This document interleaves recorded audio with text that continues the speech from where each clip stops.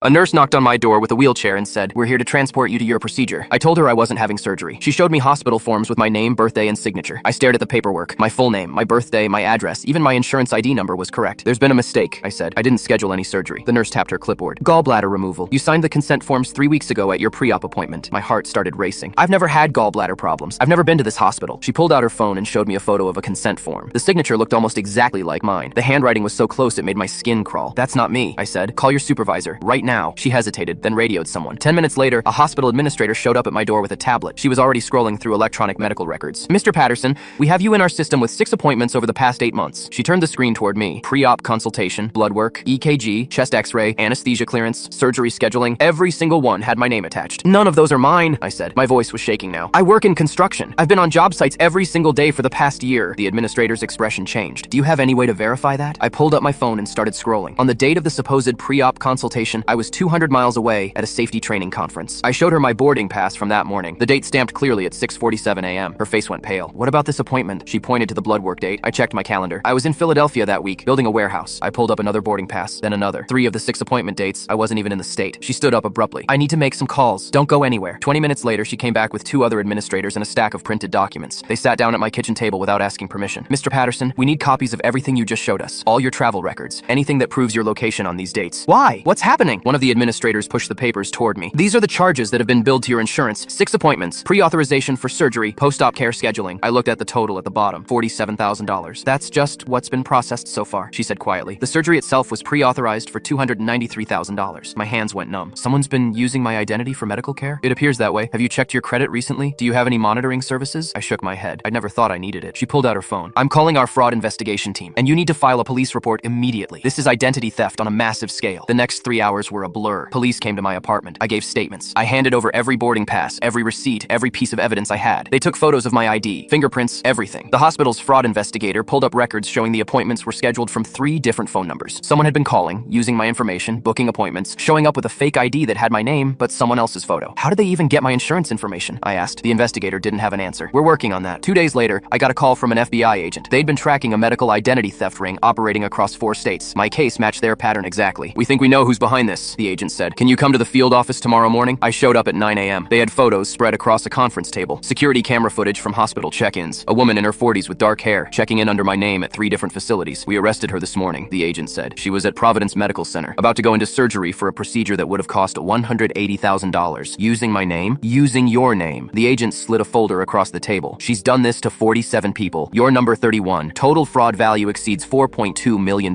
She got 12 years. My credit's still a mess."